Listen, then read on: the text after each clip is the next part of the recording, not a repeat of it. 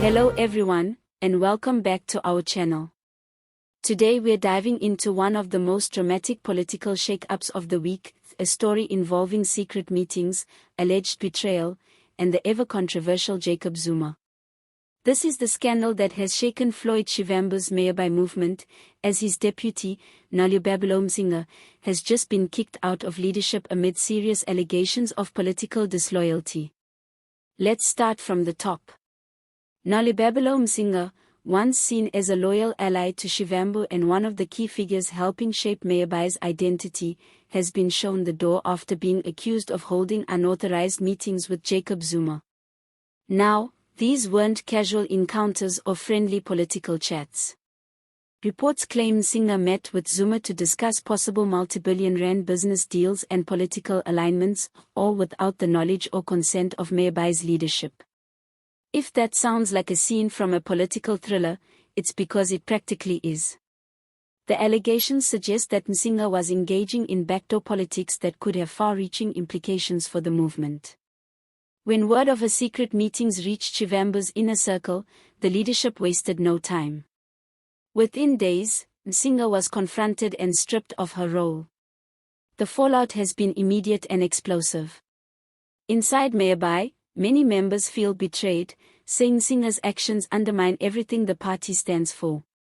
Others, however, believe she's being scapegoated in a power struggle that's been simmering beneath the surface for months. To understand the depth of this drama, we need to remember what Mayibuye represents.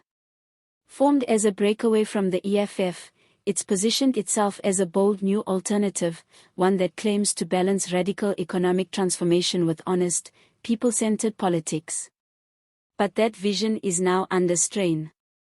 Mcinga's alleged dealings with Zuma bring into question whether the movement can truly distance itself from the murky backroom politics that South Africans have grown weary of. And then there's Jacob Zuma. Whenever his name enters the picture, things get interesting.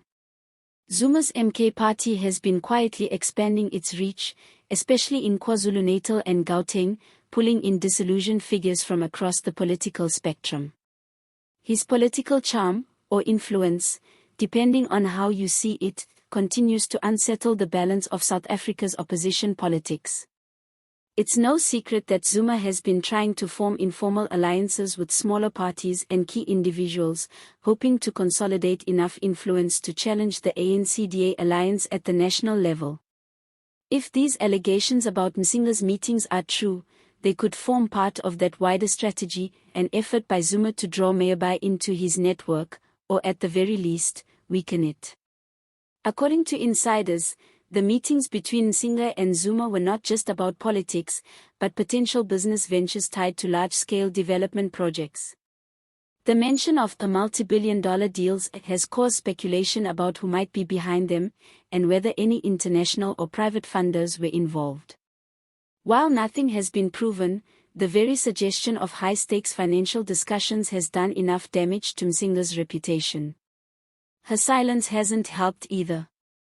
Since her removal, Mcinga hasn't made any detailed public statement, though close associates claim she feels unfairly accused.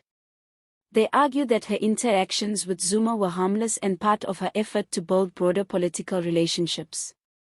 But the leadership of Mayibuye doesn't seem to buy that story.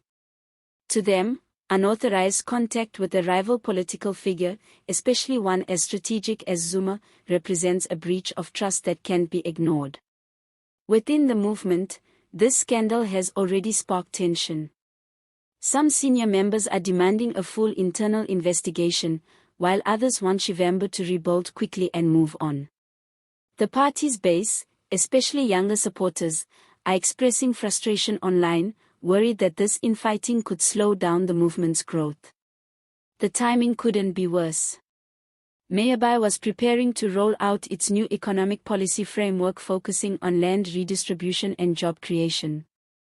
But with leadership chaos now taking center stage, those plans have been pushed into the background. This is the kind of internal distraction that can cripple a small but ambitious party trying to find its footing on the national stage.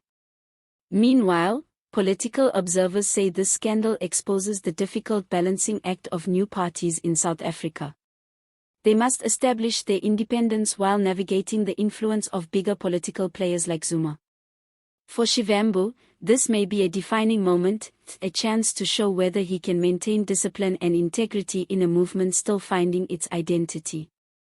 There are also whispers that Mcinga might not have been the only one engaging in secret discussions. Some reports suggest that other individuals within the movement may have known about or even encouraged the meetings. If that's true, the Mayibuye crisis could deepen, potentially leading to further resignations or expulsions.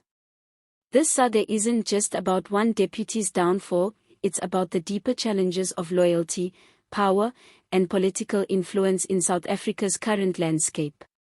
It shows how fragile alliances can be, and how quickly a single misstep can spiral into a public scandal.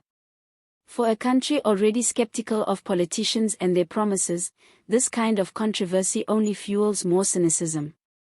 Yet, there's also a dose of irony here. Shivambu, who once accused others of political opportunism, now faces the same kind of internal dissent that he once criticized.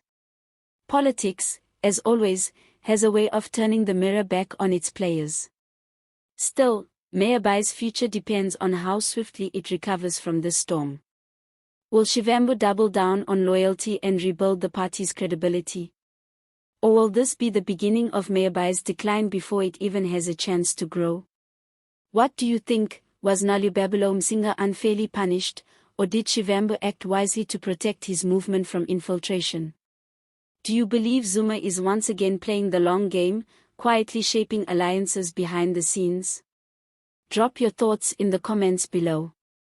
Don't forget to like this video, subscribe to the channel, and hit the notification bell so you never miss our deep dives into South Africa's most fascinating political stories. Thanks for watching, everyone. Stay sharp, stay informed, and as always, see you next time.